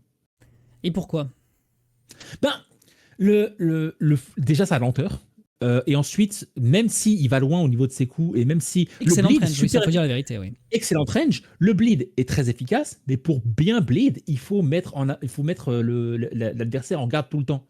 Or, tu te retrouves en face d'un Echo qui peut se téléporter dans tous les sens. Ah oui. Quand est-ce que tu le mets en garde? Bah oui, surtout que lui, derrière, il peut te balancer n'importe quel chip damage à la con, tu perds le bleed. Donc pour le coup, c'est pas si intéressant que ça. Il a de très très mauvais match-up contre les top players du jeu. Et ça le rend très faible. Tout à fait, tout à fait, tout à fait. Le perso, voilà, il a des faiblesses et ça se justifie par son placement. Dès le début du jeu, on a dit que c'était le perso honnête du jeu. Voilà, c'est straightforward. C'est un bourrin avec une grosse hitbox, mais quand il tabasse, ça fait extrêmement mal. Il a une gestion de terrain de midrange qui est quand même assez vénère. Ses spéciaux sont extrêmement stylés. Mais overall, Après, malheureusement, c'est un heavy dans un jeu qui demande une gestion de placement assez énervée. Surtout dans une méta où c'est assist backdash. Bon. Après, va faire de l'honnêteté sur un perso où il a un bleed. Oui. Un bleed, c'est pas vraiment honnête. Non, mais on est d'accord. On est d'accord. On rappelle, hein, l'Alpha Lab, on a vu les clips Alpha Lab de Ilaoi Darius. On les a vus, hein. Corner, bleed, super S2. À la barre de vie, c'était un scandale. C'était un scandale absolu. Bon, voilà, rapido, voilà, je pense que ce sont, en tout cas du côté de Darius et de Warwick, je pense que ce sont les deux persos les plus honnêtes du jeu. Globalement, je ne vois pas de trucs qui les font sortir de la mêlée. Mais par contre, c'est pas des persos qui puent la merde overall. Il y a une bonne range, il y a une bonne capacité de briser la garde, et des trucs intéressants. Je considère que les assists de Warwick sont ok, c'est pas les plus fantastiques. Les assists de Darius non plus, d'ailleurs, à peu de choses près, d'ailleurs, à peu près la même chose, en tout cas sur leurs espèces de coups d'épaule là. Mais sinon, sinon sur le deuxième, par contre, le fait. Ah oui, il faut quand même qu'on en parle, et ça, je suis assez heureux. Il y a quand même un dragon sur Warwick. Un Dragon Punch. Ça, je trouve ça assez cool. D'ailleurs, Dragon Punch dont j'ai découvert, et c'est vrai que ça, j'y avais pas pensé, techniquement, quand t'es pas en Bloodlust, tu ne peux pas cancel ton Dragon Punch sur un autre spécial. C'est normal. Oui. Spécial into spécial. Mais, comme c'est un assist attack, le Dragon Punch, quand tu fais le back assist, si tu tags pendant que t'es dans les airs, c'est pas considéré comme si t'avais input un spécial, et du coup, tu peux réutiliser ton S1 pour initier le combo au sol. Ce que je trouve assez. Parce que ça a cancel.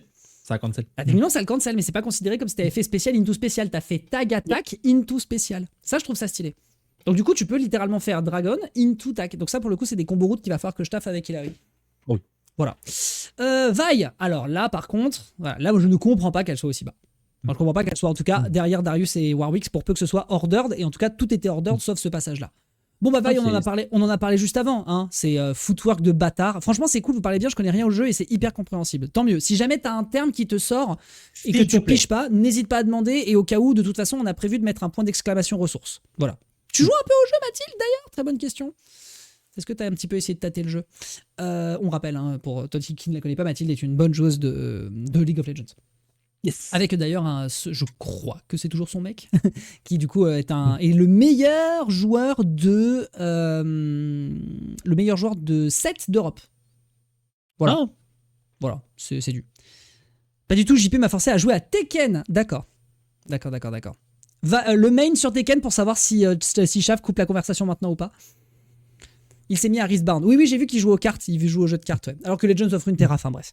Donc du coup, Vi, l'archétype du boxeur. Les archétypes de boxeurs ont toujours été efficaces, je crois. Oui. Globalement, voilà, le perso va dans tous les sens. Il y a un très bon footwork. On rappelle que le neutral, c'est important dans les jeux de combat, donc en termes de placement, le perso fait des trucs de dingue. Damage output plutôt conséquent. Elle a des électriques. En chargeant du coup si je dis pas de bêtises, c'est 6S1 et après tu charges M et du coup ça te fait un électrique. Tu peux d'ailleurs t'en servir à 2 reprises pour ensuite plaquer l'adversaire au sol avec le heavy, si je dis pas d'ânerie, ou alors tu peux t'en servir avec un charge S1 pour maintenir la pression dans les airs et non pas en plaquant l'adversaire au sol. Après c'est des choix de combo route bien sûr. C'est une boxeuse basique dans les jeux de combat, mais ils ont donné une gimmick un peu lol de silence / truc. Bon, c'est sympa. À condition que la charge soit just frame. Oui, c'est vrai. Donc, du coup, c'est un petit peu comme Kazuya. Oui, plus ou moins. Mais il faut bien le charger, c'est vrai. Hein. Si c'est trop tard, tu ne l'as pas. Si c'est trop tôt, tu ne l'as pas non plus. Vai Mishima. Globalement, toi, en plus de ça, qu'il la joue, et que moi, il va falloir peut-être que je vais devoir faire la conversion parce qu'il a eu, bref. Qu'est-ce qu'on en pense, sachant que toi, ta take, c'est quand même que le personnage a un auto-G full screen. Ouais. Enfin, elle est très forte en double down. Elle se débrouille très très bien sur pas mal d'attaques. Non, le perso, il n'y a rien à envier. Moi, j'ai l'impression qu'il est au-dessus de Warwick. D'aucuns la place dans le top 3 du jeu. Certains. Notamment Wade qui a fait un post récemment pour dire Vi, le jour où j'en parle, mon compte saute. Ouais. Est-ce Pourquoi que pas ça va jusqu'à top 3 du jeu? Bon. Je dirais pas ça. Je dirais pas ça parce que Harry est un problème, parce que Timo est un problème. Donc je dirais pas ça. Mais quand même, le perso est assez solide pour ne pas forcément avoir besoin de Wade, je l'aime bien, mais c'est une drama queen. meuf. Dis pas ça en face de lui. Hein. En vrai, un peu, peut-être. Wade, un jour, si tu vois ceci, c'est avec tout le respect, bien sûr. Mais bon. Tu sais, la scène Fighters. Oh Oh Oh, ça a chialé quand il y a eu C21. Oh Après, C21 était un problème.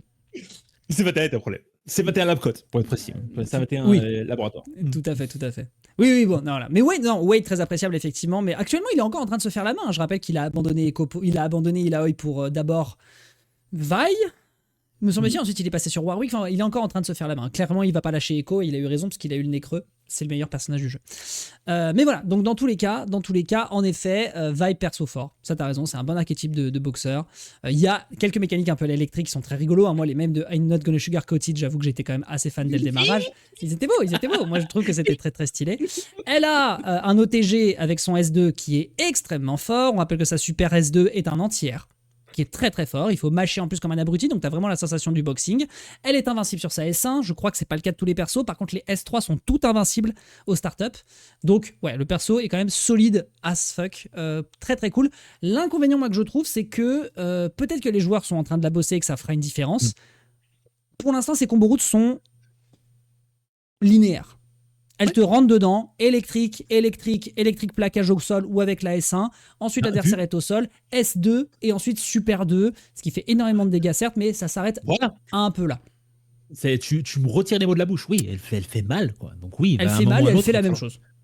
Voilà, mais à un moment ou à un autre, il va falloir être prévisible si tu fais mal. Ça s'appelle un trade. Tout à fait. Et surtout aussi un détail, c'est que avant de percer la garde, notamment sa S1, qui pourrait par exemple être le premier coup auquel on pense dans le neutral pour lui rentrer dedans, c'est susceptible à pari. Je trouve que c'est assez susceptible à pari. Du coup, il faut être assez prudent sur la manière dont tu lui rentres dedans, parce que assez peu de persos finalement essayent d'exploiter son jeu de combo aérien. Je vois assez peu de combo launcher. Oui, mais surtout, les paris, c'est extrêmement risqué. Tu rates ton pari, tu peux te faire juste... Oui, alors évidemment, après, la force des Vi, en fait, elle va se jouer quand la méta va évoluer et que pour l'instant, de toute façon, c'est pas compliqué aujourd'hui. Tout le monde se tape dessus. Actuellement, c'est bourriner, assist. Ah, j'ai plus mon assist, backdash. Dès que j'ai plus récupéré mon assist, je reviens dans la mêlée et je tente des choses. Quand ça va jouer défensif et que ça va commencer à jouer brain game, et notamment Void est un excellent joueur de Vi, et bah là, ça va commencer à jouer et à faire consommer des barres assez facilement aux adversaires pour ensuite leur rentrer dedans. Et il faut vraiment que je supprime la veille de mon ordi. Tu sais, il y avait un certain japonais, je sais pas si vous connaissez, il y a un numéro dans son truc, dans son pseudo. Il se débrouillait pas mal avec un adulte Gohan. Bon, hein, et il avait une bonne défense apparemment. Ça sent le Goichi. Quand ce gars-là va tourner un petit peu autour de Fighters, on verra. On verra Goichi, effectivement, notre GOAT. J'ai hâte de voir ce que Wawa va faire avec Vi. Je mate déjà les replays sur YouTube, ça régale déjà. Tout à fait, on rappelle qu'il y a également 2xKO Replays, si vous voulez regarder les meilleurs playthroughs de la plupart des gros joueurs, qui est d'ailleurs moi, une des bases que j'utilise avant de commenter du coup du 2xKO. Et d'ailleurs, je tiens à rappeler que ce week-end, on s'occupe de la DreamHack, on en parle juste après. Jinx, c'est certainement la plus grosse déception, je pense, qu'on a depuis le début du jeu. Parce que le perso était certes stylé, avait beaucoup de setup assez relou à gérer, etc. Les gens n'étaient pas encore habitués. Les gens n'étaient pas encore habitués au zoning sur le jeu. On rappelle que c'est le premier perso vraiment zoning qui s'est pointé sur 2xKO. Et Timo est arrivé très peu de temps après, c'est-à-dire du temps de la bêta fermée jusqu'à l'early access. Et Timo fait, alors, pas pour les mêmes raisons, parce que c'est, comme tu l'as dit, un zoneur à setup et de l'autre côté c'est un zoneur actif, mais dans les deux cas c'est plus efficace, c'est globalement plus efficace. Après, tout dépend de comment tu veux taffer ta synergie et comment tu veux mettre en avant ta team. Jouer, par exemple, je dis des bêtises, hein, mais jouer Echo Timo n'est pas exactement la même chose que de jouer Echo Jinx pour moi. Tout à fait. C'est pas le même job, mais en soi, peut-être, pour moi, honnêtement, en dehors des lotières, Jinx fait probablement partie des persos à probablement pas nécessairement rework, mais essayer de voir un petit peu ce qu'on peut faire pour la rendre un petit peu plus oppressante. Parce que j'ai pas l'impression qu'elle fasse si En tout peur cas, que ça. en tout cas, en full screen, Pour elle tout va le l'être. monde. En full screen, elle va l'être. L'inconvénient étant que, comme tu dois réussir à placer tes projos, voilà, placer tes petites conneries, tes petites saloperies pour faire chier l'adversaire, de l'autre côté, Timo place 3 champignons full screen en étant défensif jusqu'à récupérer ses C'est- assists. Et là, en c'est la fait, fête c'est- au village. Et on rappelle d'ailleurs qu'il y a aussi des gens qui sont un peu toxiques sur le jeu et qui veulent juste faire chier les adversaires, qui vont beaucoup plus facilement et sans risque le faire par rapport à ce que pourrait faire une Jinx. Qui, Après, elle, le demande un peu problème plus de choses à faire pour réussir à mettre de l'oppression. Le problème principal de ces deux personnages, c'est le fait qu'ils doivent défendre contre des personnages qui sont à fond en close range. Et dès qu'ils sont en close range, dès que des adversaires sont en close range sur Jinx, il n'y a plus de Jinx. Oui, c'est C'est exactement la même chose c'est- pour Timo, chef. On est en train de parler C'est d'un pareil, zoneur. oui, mais- Heureusement que les zoneurs sont faibles Heureusement. encore à corps. Heureusement, mais là, où je voulais en venir, c'est que Timo a un petit peu plus d'options en mid-range. Ah oui. Un Ah petit mais peu plus. naturellement. Naturellement. Son spin dash est très casse-couille. Au niveau de l'overhead, ça peut surprendre. On rappelle aussi Son qu'il slingshot. on rappelle qu'il a le parachute aussi, qui peut trivialiser certaines approches, notamment par la voie des airs. Il peut brûler le bush. Il peut se TP aussi, en fonction de si un bush a été placé sur le terrain. D'autant plus quand je rappelle qu'on ne peut pas détruire les bush. Ça, c'est un PB. Imo, c'est un PB. Si on pouvait détruire le bush comme on peut détruire les champignons, je serais prêt à dire ok, d'accord, c'est équilibré. Mais non, le perso peut littéralement quitter le corner. Enfin, il y a plein de choses là-dessus. Il peut devenir invisible aussi, qui est une mécanique On peut intéressante. on peut détruire les buissons dans LoL. On peut pas détruire les bush dans le. Non, Voilà. bien sûr. Bon, bref, T'as ta réponse. quoi qu'il en soit, du coup, Jinx, en fait, est celle qui a le plus souffert de l'apparition d'un nouveau personnage. Voilà. Je trouve. Au global, je trouve que malheureusement, elle en souffre un petit peu. Sa mobilité, en plus de ça, c'est catastrophique, mais c'est un zoneur. Enfin bref, vous connaissez un peu la chanson. Heureusement quand même qu'elle a quelque chose qui peuvent gérer et qui lui permettent d'ailleurs de se maintenir un peu dans la tier list. On pense bien naturellement à son zapper qui permettent de freeze l'adversaire, exactement comme le ferait un Echo, lui permettant d'aller chercher des combos où elle peut percer tout de suite la range, vraiment gap close, et puis ensuite partir sur des conversions pour mettre l'adversaire dans le coin et ensuite se régaler. Sachant que malgré le nerf au niveau du scaling sur les dégâts de sa Super 2, les Fireworks, ça reste quand même une excellente Super. Et la S2, par contre, la S1 est toujours aussi forte. La S1 en instantané, ça c'est génial, la S1 en instantané de match, t'appuies sur S1, puisque t'as une barre, tu balances la S1, si tu tags avant de le faire, ton personnage de l'autre côté peut faire la même chose que ne fait Timo avec ses fléchettes, à savoir te foncer dessus pour tout de suite te mettre en pressing, et du coup tu, au prix d'une barre, gagnes le neutral. Question sérieuse, le fait que certains persos aient des air dash et d'autres non, est-ce que c'est un point qui fait monter les persos dans la tier list? Bah... Attends, chef, tu fais le malin, mais qui est en top 1, qui est en top 3? Je m'en fiche. Pour la simple et bonne Actuellement, les raison- gros subs, c'est le plus gros problème qu'il y a actuellement de la part des top tiers. Je m'en tape pour la simple et bonne raison que quand on verra Timo s'imposer encore plus dans la tier list, ne me parlez pas de mobilité. Ok, bon. D'accord. En tout cas, C'est ça que actuellement, comme beaucoup de choses vont très très vite et que les joueurs, notamment confirmés sur des jeux de combat, sont extrêmement rapides dans leurs exés, dans leurs choix de décision, c'est vrai que si t'as un perso mobile, ça fait quand même toute la différence. Pour l'instant, moi, je vais un peu à l'encontre de ce que tu viens de dire. On est un petit peu en opposition, mais qu'on soit clair sur la question spécifique de Seiko, d'accord.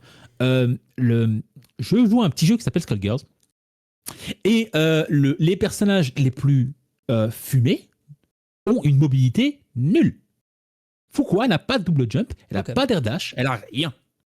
Donc, et ça n'empêche pas d'être méga forte. Très bien. Bon, écoute, on garde l'info. Non, XKO, ça va être la même. Et là, mesdames et messieurs, nous sommes dans les poubelles de l'histoire, en tout cas pour le démarrage de 2XKO. Alors, les persos ont quand même des points pour eux, on va pas se mentir, mais bon, ils sont un peu là où on les attend un peu tristement. Je vous présente, dans un premier temps, le perso qui certes est rigolo, certes a des trucs qui sont chouettes, certes a des gros dégâts, mais est malheureusement dans le destin triste de la plupart des grappleurs, et c'est tant mieux, parce que si en plus si les grappleurs étaient top tier, malheureusement dans les jeux, ce serait un gros problème. Je vous présente Blitzcrank, mesdames et messieurs. Blitzcrank qui certes est enthousiasmant sur le papier, mais globalement c'est une hitbox gigantesque, il se prend absolument tout, même des choses que tu pensais qu'elles n'existaient pas, il se les prend quand même. Ses grabs sont ok, mais il y a des gens qui commencent à tourner autour et à savoir jouer contre, alors qu'au début c'était un petit peu problématique. Sa mécanique de Steam demeure intéressante, c'est d'ailleurs aussi le cas de la mécanique d'Unbreakable pour Braum, on en parlera juste après, mais globalement ça se traîne le cul, t'as pas toujours raison quand t'es en mid-range contre les adversaires, et surtout tu te prends absolument tout, mon pote. Moi que je suis au moins content d'une chose, j'ai pas besoin de dire grand chose, t'as tout dit. Son perso, c'est un grappleur, c'est un big body. Les big body, tu n'as pas envie qu'ils t'oppressent. Force à Zangief, À partir c'est du la même moment où chose. ils t'oppressent, à partir du moment où ils t'oppressent et ils te mettent dans la garde, c'est terminé, t'as plus une part de vie, c'est fini. Parce qu'il t'attrape et derrière il y a des Il mix-up t'a avec le attrapé. grab qui permet d'enchaîner Le ensuite sur jeu- un autre grab au corps à corps en commande grab, enfin il y a plein de choses. Mais par contre, les le neutral, choppers, c'est c'est très patience. dur. Mais par contre, le Oui, neutral, c'est très dur. dans ce jeu-là particulièrement, oui. Mais quand on va avoir des mecs comme Koji Kog, quand on va avoir des mecs comme Snake Eyes, qui vont avoir la patience de jouer ce genre de perso-là, Blitzcrank, vous allez avoir peur. Et ben on Et ça espère. se passe toujours pareil. D'autant plus qu'on rappelle que la méta au Japon a permis à des Zangief qui venaient de nulle part de réussir à s'exprimer la dernière année. Donc c'est potentiellement faisable aussi sur 2XKO. Mais Merci. globalement, voilà, pas grand chose à retenir. Gardez en tête que le perso malheureusement se traîne le cul et que c'est compliqué pour lui. Il a des dégâts qui sont conséquents, mais le travail et les efforts qu'il a à faire pour les atteindre, alors évidemment sous réserve qu'il ait un joueur avec un autre personnage qui puisse lui permettre de trouver ses moments pour briller. Je pense notamment à Gumbu. Gumbu qui fait 3ème lors du Hustle Games Offline, du Hustle Games Online, qui était du coup le eBay. Non, c'était le eBay Games d'ailleurs, si je dis pas de bêtises, c'était le eBay Games de la semaine dernière. Il fait 3ème. Absolument génial de son côté. Voilà, Gumbu. Il fait un placement gigantesque avec son Blitzcrank et on rappelle que d'après les datas récentes qu'on avait, c'était le seul Blitzcrank sur les tournois du First Impact à s'être exprimé aussi loin. Et ça, rien que pour ça, bravo à Gumbu. Pour l'instant, c'était vraiment pas tâche aisée. Et là, par contre, il y a un perso qui ne se représente quasiment nulle part. Watimoa, mon frère en Christ. J'aime beaucoup ton taf. J'aime beaucoup ce que tu fais. Vraiment, je te serre la panache. Enfin, je te serre la main, mais...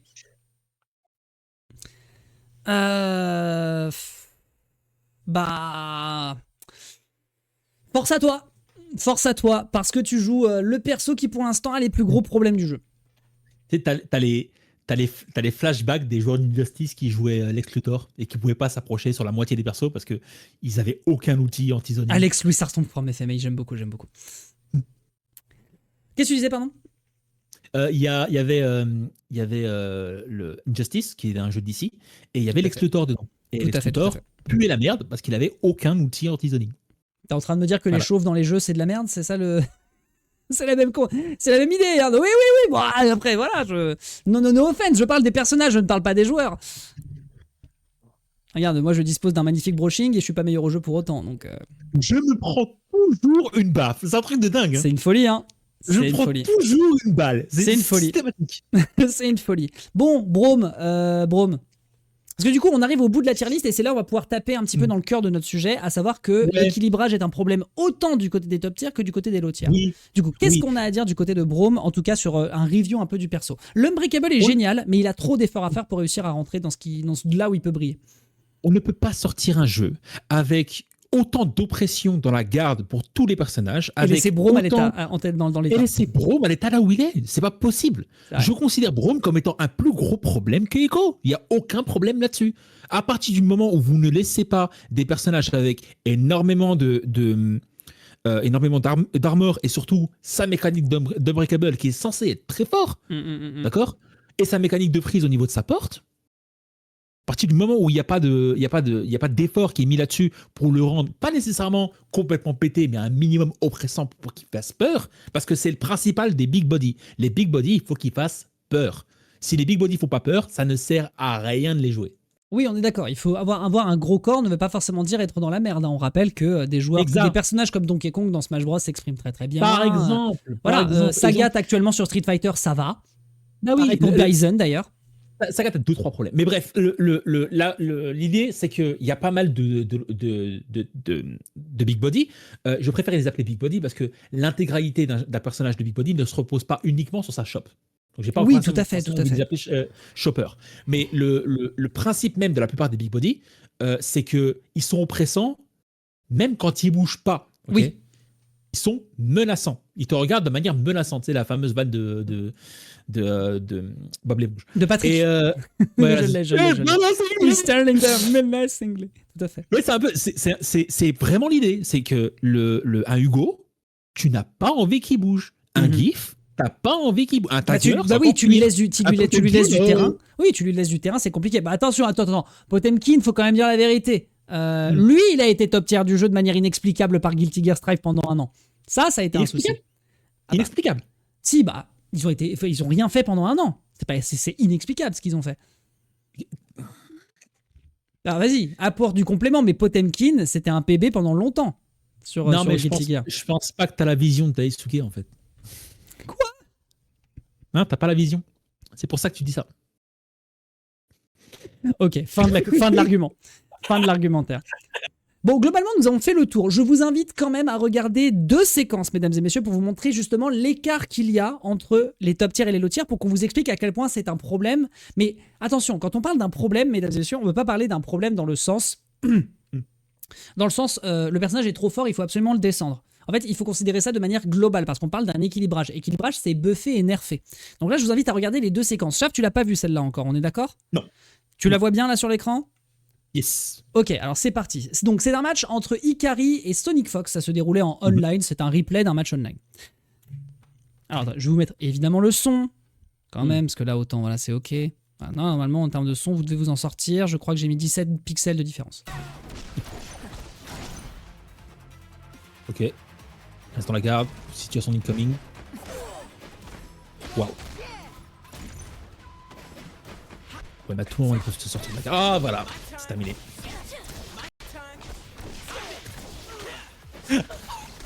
Les doubles assists, c'est bien. C'est une folie. C'est dinguerie. Et là, c'est foutu. Le round est fini. Level 3. Voilà, bon, bah, à la prochaine. Allez, salut. Salut. Shake my fucking head. Shake it. Shake my head. Observons la scène au ralenti. Maintenant que vous avez vu ça, observons la scène au ralenti. Alors déjà, les gens dans le chat, j'ai besoin, sur une échelle de 1 à 10, de la folie que vous venez de voir. S'il vous plaît. Parce que là, ce qui vient de se passer, c'est pas normal. Ça n'est pas normal. Enfin, alors, c'est Sonic Fox, donc c'est normal, mais ça ne reste pas normal quand même. Je trouve, Imo. Alors, je vais faire un petit retour en arrière rapide. Alors, ça, c'était l'augmentation du son. 4 bar and check, usage de tous les assists. 4 bar and check, c'est bon, allez, va. Je vais vomir, je reviens sur 20. Alors, on y retourne. Donc, bon, le Yasuo se fait marbrer, il s'est fait choper dans le corner, grosse bêtise, très bien, ça n'est pas grave. Ok, ce qui m'intéresse, c'est pas ça. Je vous fais une rapide dissection de ce qu'on a sous les yeux. Donc, on a Illaoi qui arrive sur le terrain, et ça y est, c'est parti, on va à la bagarre. Je vais vous mettre ça en 0,75, on va couper le son. Parce que sinon, on va avoir l'impression que les persos sont bourrés, et c'est pas très drôle. Ah ouais, c'est quand même encore rapide. Attendez, je vais mettre en 0,50. Ok, 0,50, on est parti. Donc, on a un coup qui est fait donc, du côté de l'adversaire pour essayer de maintenir le corner, plutôt smart de la part de Ikari. On rappelle d'ailleurs qu'il a eu dispose d'un coup à cross-up, mais que malheureusement le perso se traîne un peu les fesses, donc c'est un peu longuet. Bon bref, voilà, tac, l'adversaire se plante au niveau. Ça n'a pas besoin d'être rapide. Ça n'est pas faux, mais en tout cas, voilà, c'est pas un coup qu'on pense beaucoup à utiliser sur le personnage. Parce que de toute façon, c'est compliqué d'aller chercher des cross-up avec Illaoi, le personnage se traîne les fesses, contrairement à Echo et Illaoi.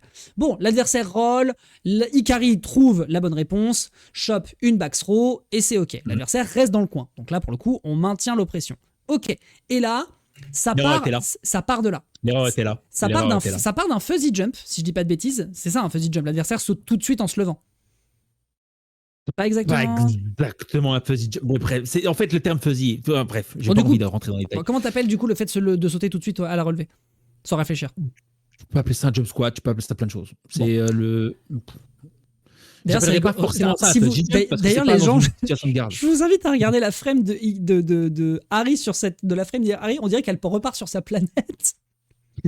Je sais pas ce qu'elle fait. Allô? I must go now. Ah mais vraiment, elle a été touchée par la grâce, tu vois. Ça s'appelle un instant high jump, d'accord. Ouais, ça peut être instant super jump. Ouais. Toujours est-il que Harry jump, Ikari réagit très très bien. Il saute pour l'attraper, mais là, ça part d'un miss. Regardez ce que c'est.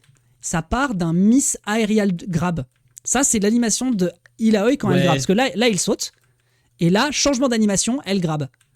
Et ça part de là. Parce que effectivement, c'est un high jump ce qu'a fait Ikari. Ce qu'a fait Sonic Fox. Ça n'est pas un jump classique. Il a instant high jump. Tu peux revenir 2 secondes en arrière, s'il te plaît? Bien sûr, naturellement. Tac. Et backdash, pourquoi? Je ne sais pas. Peut-être que ça permet d'esquiver le grab? Esquiver quoi, en fait? Elle est au sol. Écoute, Sonic Fox a des mantras que nous n'avons pas. Toujours est-il que ça permet, ou alors on s'est mal positionné du côté de Ikari, ça fait miss le grab et ça part de là.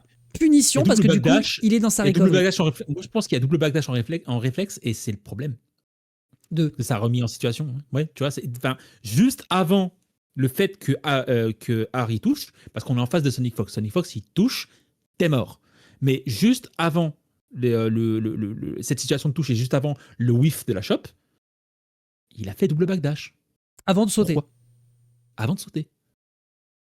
T'as pas Parce la que réponse. s'il n'avait pas backdash et s'il avait sauté à cette position-là, la chope aurait passé. Alors que le personnage est positionné au même endroit puisqu'il est dans le coin. Non. Il a fait saut avant. Hein? Tu m'as perdu là. Backdash, saut avant du côté d'Hilary. Backdash soit avant, d'accord? Backdash, saut avant. Imagine, il fait un seul backdash. La chope va plus loin. Ah, donc tu dis que l'erreur elle est du côté d'Hikari, elle est pas du côté de... L'erreur du côté d'Hikari. D'accord, donc on est d'accord que le fait par contre que Sonic Fox lui se fait un backdash et un instant high jump, ça change rien. Sonic Fox, Parce qu'il a dashé avant de sauter, je crois. Hein. Sonic Fox, ça fait du Sonic Fox. Faut que je revérifie, mais il a sauté. Regarde, attends, je veux voir ce qui se passe au sol. C'est vrai qu'il a beaucoup backdash par contre. Non, il a sauté instantanément, autant pour moi, il n'a pas dashé. Bon bref, ok, donc du coup c'est le double backdash qui te pose problème de la part de Hikari. Bon, quoi qu'il en soit, ça part de là, mesdames et messieurs. C'est malheureusement l'erreur de Hikari. Et regardez ce qui se passe. Hop là, light, middle, heavy, on fonce sur l'adversaire en S2, et là on a un sandwich gratuit. Yes. Mesdames et messieurs, les sandwichs dans les jeux de Tag Fighter, je suis pas assez expert, mais tu pourras me le dire, les sandwichs ça se mérite. C'est un effort dans lequel mettre tes deux personnages dans cette situation, ça se mérite un peu quand même. C'est en situation de combo, il n'y a pas de reset à l'intérieur. Ça n'empêche pas que c'est une situation très tricky pour les joueurs dans le désavantage. Oui, mais dans cette situation-là, il ne faut pas oublier, c'est un Tag Fighters. Il n'y a pas de situation DI, il n'y a pas de burst, je ne sais quoi. Tu te prends le mix et tu fermes ta gueule. Bah, en l'occurrence, c'est exactement ce qui arrive avec l'erreur est pas au moment du sandwich. L'erreur au moment du premier elle arrive du premier hit. Non mais je suis d'accord. Bon alors, on est en double assist. Regardez ce qui se passe. On a Harry qui va utiliser donc son S2, donc son dash. Je sais plus comment ça s'appelle. Il faudra d'ailleurs que je note les noms des spéciaux. Mais donc elle dash comme l'ultime du perso. Elle lui arrive derrière. Attends, elle lui arrive derrière. Petit aparté de notation. Attaque. Oui, vas-y. Ouais, petit aparté de notation. Si tu dis B pour la moitié des personnages dans Smash, tu peux dire down S2 pour la moitié des personnages dans... Là, en l'occurrence, c'est pas down S2, c'est forward S2. Enfin, c'est 6 S2, quoi. Ouais, mais ça revient au même. Oui. Tu peux dire 6 S2. Forward spécial. Bon, bref, dans tous les cas. Echo fait son entrée avec son premier assist, My Time. Harry profite effectivement du maintien dans le combo pour pouvoir enchaîner sur un middle. Hop, elle balance un heavy. Elle balance donc un spécial 1, qui est juste une petite luciole à la con. My Time. À nouveau, donc le deuxième spécial. Pourquoi? Parce que Echo, les personnages qui utilisent leur assist restent 2 secondes à l'écran avant de disparaître. Ça veut dire que vous avez 2 secondes de battement dans lesquelles vous pouvez réutiliser votre assist grâce à 2x assist, qui est la fuse qui permet de le faire. Donc, on réenchaîne du côté de l'adversaire avec middle, heavy, spécial qu'on balance avant d'appuyer sur tag. Le tag arrive, on a donc Echo qui apparaît, qui va pouvoir faire à nouveau son attaque avec roulade qui permet de se cancel d'ailleurs au passage, donc du coup c'est My Time cancel avec la roulade. Il arrive dans le dos, il balance. Et donc en fait là le problème c'est regardez, c'est que là techniquement le combo est terminé. Attendez, je vous remontre.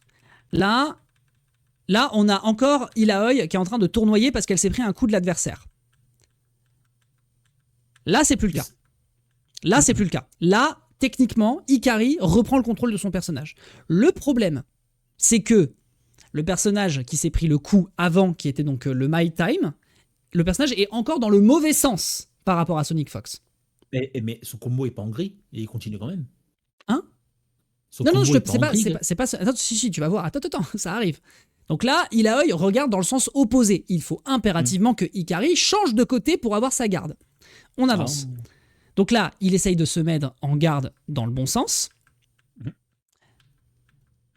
Donc là, on est en train d'essayer d'aller chercher une attaque. Malheureusement, pour une raison qui m'échappe. Ah non, c'est pas ça. C'est que, en fait, c'est ça ce qui s'est passé. C'est qu'il s'est mis en garde dans le mauvais sens. En fait, il avait encore son doigt sur 1. Et en fait, quand tu te fais ça dans cette situation, ton personnage reste baissé, mais n'est pas en garde. Du coup, il n'était pas sur 3. Donc là, il se prend le lot, alors qu'on aurait eu l'impression qu'il était en train de se baisser pour le garder. Mais regardez, l'animation de Ilaoi là tout de suite. Là, c'est Ilaoi qui se baisse. Ce n'est pas Ilaoi qui met sa relique devant elle pour se protéger. Mais ça arrive tellement vite que du coup, il prend le hit de Hikari avec le lot. Il prend le hit donc avec le light. Qu'est-ce que fait évidemment l'adversaire pour maintenir... D'ailleurs, le combo est fini. Hein, t'as vu, c'est un reset. Ouais. Que fait du coup Sonic Fox? Image rémanente. Tac. Tac. L'adversaire, du coup, était encore en train de Il se rechange traîner de le cul. garde. Mais parce qu'il a joué avec sa garde, regarde. Parce que là, du coup, il Yep. était peut-être en 3 quand il fallait pas. Enfin, il était en 1 quand il fallait pas. Et là, il est en 3 quand il fallait pas. Parce que du coup, quand il appuie. Attendez, je vais revenir un peu en arrière, frame par frame. Là, il est encore. On va attendre qu'il se retourne. Là, il est encore en train. Il est pas en train de garder. Excellente situation de reset de la part de Sonic Fox. Mais tout à fait. Et là, light. J'attaque en low, j'attaque en 5ème, j'attaque avec my time, j'utilise mon image rémanente pour réattaquer, j'en profite pour balancer ma super 1, je profite de son retour pour la propulser avec mon launcher, ce qui va wall splat l'adversaire, je lance ma super 1 dans le même intervalle, l'adversaire se prend le freeze, j'utilise ma roulade permettant de balancer, de charger mon launcher, mon heavy ou mon launcher, mon ref, dans tous les cas, ça propulse l'adversaire. Heavy attaque avec mon attaque. Ça, par contre, c'est un scandale que ça propulse dans ce sens-là. Je ne comprends toujours pas comment c'est possible. Toujours est-il que qu'est-ce qui se passe là, mesdames et messieurs? Vous pensez que le combo est terminé? Regardez juste à côté d'Ilaoi. Non, et check. Image rémanente. Image rémanente, ma gueule. Bienvenue dans les top tiers. Image rémanente, je peux réattaquer, ce qui va freeze l'adversaire. D'ailleurs, pour une raison qui m'échappe. Comment ça se fait qu'il peut le freeze? Attends, j'ai besoin de vérifier. Tac. Tac. Il a jeté le projectile avant d'utiliser l'image rémanente. Bienvenue chez les top tiers. Il se prend le coup dans la gueule, ça le freeze. On réenchaîne avec un middle tag launcher. Harry peut débarquer, balancer de l'aérial, balancer la super 3. Finito, pipo. Le combo n'a absolument pas duré 23 coups. Il a duré une totalité avec le reset de, mesdames et messieurs, quasiment 37 coups. C'est pas Harry, excuse-moi, c'est pas Harry, c'est pas Echo qui a fait le taf. Désolé. Menteur. C'est pas Echo qui a fait. Non, je suis désolé. Je suis Non. désolé. Oui, c'est vrai que l'ouverture et le finisher, finalement, c'est Harry. Mais au global, non, mais de toute façon, on s'en branle, c'est même pas mon sujet. Là, on est en train de parler du problème d'équilibrage qu'il y a entre les high tiers, enfin les top tiers et les low tiers. Harry, Echo, c'est top 3. Echo est un problème. Je ne vais jamais ne pas dire ça. Tu vois, jamais. Jamais de la vie, je vais nier ça. Cette situation-là, c'est pas Echo.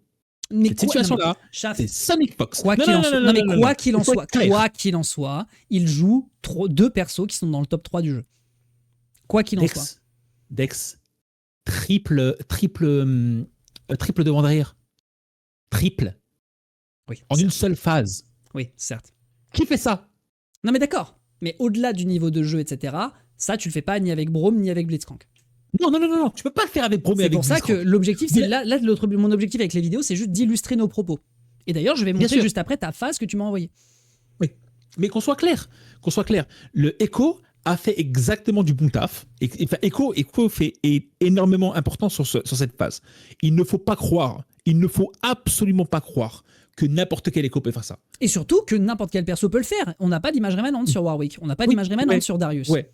Ouais, mais ne pas oublier le joueur et ne pas se focaliser uniquement sur le perso. C'est tout ce que je tiens à dire. Tout à fait. Mais c'est vrai que Echo est un problème. Mais je maintiens par contre, et ça c'est assez fantastique, que Echo, enfin que... Comment il s'appelle? Que Sonic Fox, avec cette séquence précise, tac, tac, tac, tac, assist réattaque, tac, tac, tac, end-check tag, permettant d'aller chercher le combo pour jouer dans la garde, ça te fait croire qu'il joue en freestyle. C'est ça qui est génial, c'est que dans un bon délai et dans un bon timing, tu crois que le mec peut jouer en freestyle. C'est fou. Le gars sait quand est-ce qu'il balance une rémanente, quand est-ce qu'il la garde encore, quand est-ce qu'il a encore son assist, quand est-ce qu'il peut end-check. Après, dans une seule phase. On parle de l'un des meilleurs joueurs du monde. Mais en gros, ce que ça veut dire, c'est qu'une bonne maîtrise du 2x assist peut te faire croire que tu es en train de jouer en freestyle parce que tu peux gérer tes timings de manière à faire 3 actions avec 2 persos, ce qui est très très fort.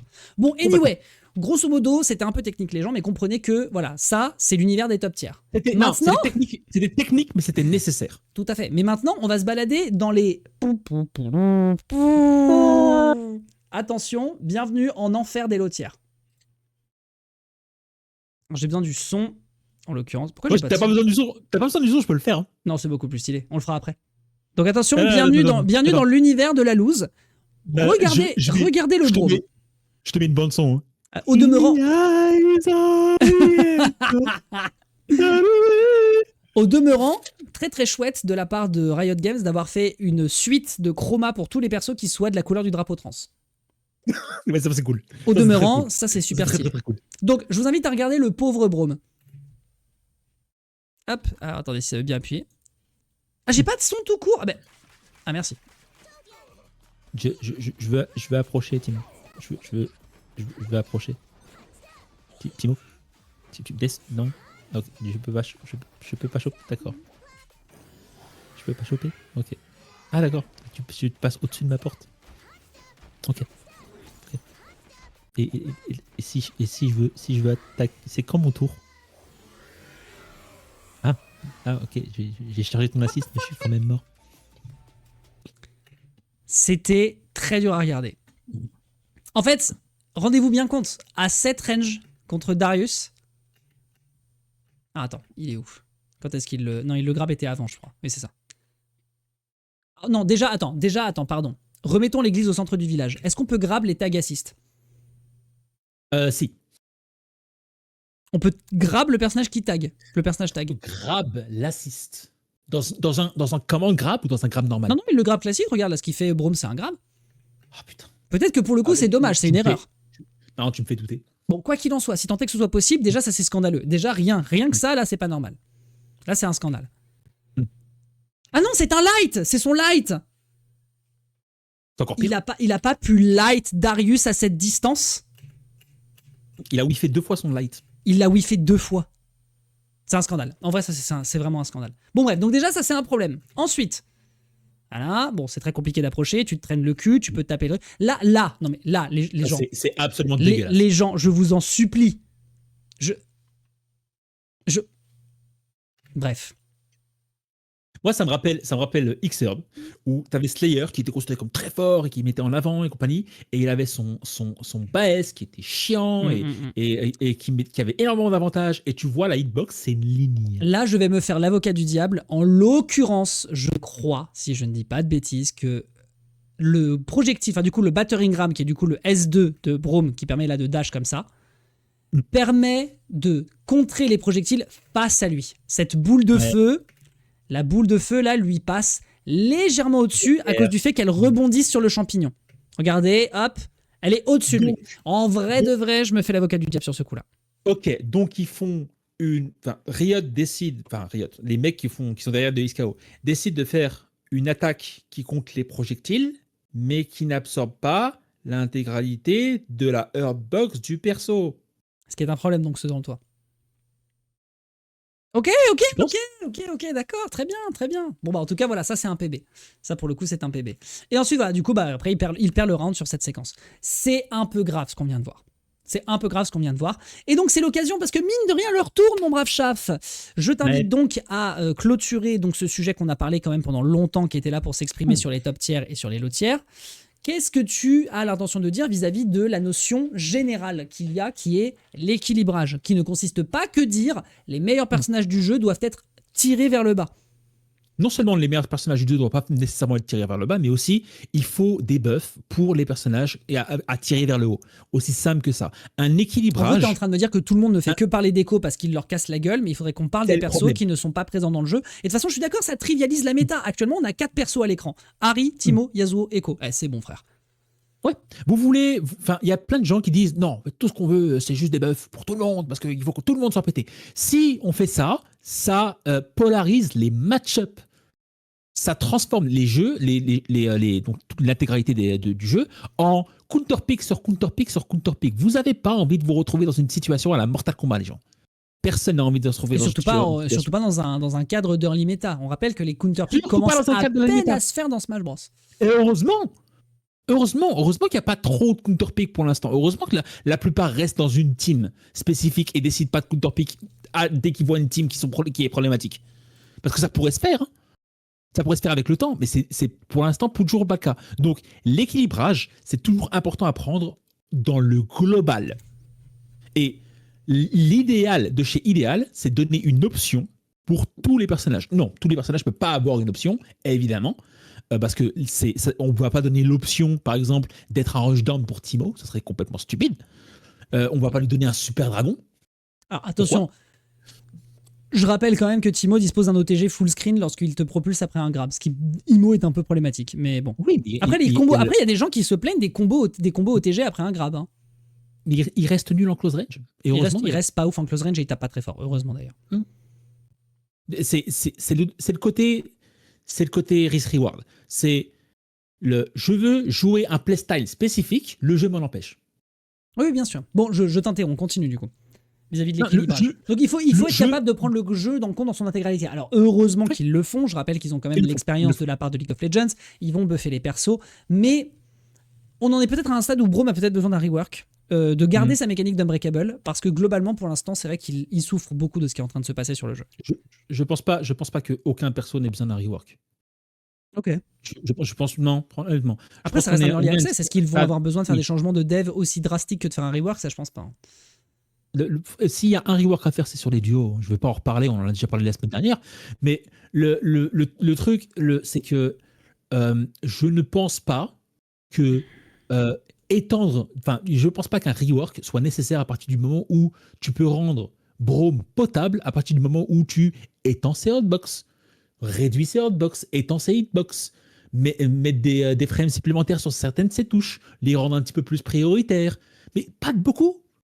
Parce qu'on sait que une ou deux frames peut faire une différence monstre. Ah mais c'est un travail d'artisan les jeux de combat, c'est sûr. C'est du travail d'orfèvre, là-dessus il y a aucun problème. Donc oui, donc toi tu dirais, qu'est-ce que tu dirais globalement? En un mot commençant, comment tu résumerais le propos que tu as envie de tenir sur Echo, un PB, oui ou non? Echo est un PB. Oui. Qu'on considère que c'est le seul PB? Non. Tout à fait. Voilà. C'est-à-dire que les gens se concentrent un petit peu trop sur ce qui se passe au sommet et pas tant au quality of life de l'entièreté des joueurs, et que c'est un sujet qui est sensible et sur lequel on doit avoir quand même une précision pour ne pas faire en sorte que tout se casse la gueule, parce que c'est compliqué un équilibrage. Le problème, c'est le serpent qui se mord la queue, Dex. Si Echo va se faire nerf, qu'est-ce qui empêche Ahri de devenir la top tier que tout le monde déteste avant qu'elle se refasse nerf? Et après, il y a Vi qui se fait trop buffer et elle vaut qu'elle se refasse nerf. C'est le serpent qui se mange la gueule. Systématiquement, on va toujours retrouver un coupable sur pourquoi est-ce que je perds cette situation. Tu perds cette situation, donc le mec en face est juste plus fort que toi. Hein. Toute situation avec une situation réelle n'est en aucun cas le souhait du co-host, bien naturellement. La politique. Oui, tout à fait, je suis d'accord avec toi, mon brave. En gros, voilà, en un mot commençant, mesdames et messieurs, moins de larmes, moins de tweets, plus de doses et plus de travail de counter-pick et de match-up. Voilà, arrêtez de chier sur Twitter. Pas dit mieux. Allez, sortez vos sticks et allez taper un petit peu sur l'adversaire pour essayer de lui casser un peu plus la gueule. Je rappelle qu'Orochi a fait une excellente vidéo sur YouTube pour pouvoir détruire Echo. Et naturellement, la méta va avancer. Il y aura d'autres personnages qui seront des PB. Ce qui sera important, c'est de bien jouer contre eux, parce qu'un jeu de combat, si jamais tout est gratuit pour l'emporter, peu importe le perso que vous jouez, c'est pas amusant, ça crée pas des histoires et ça ne donne pas du goût de l'effort.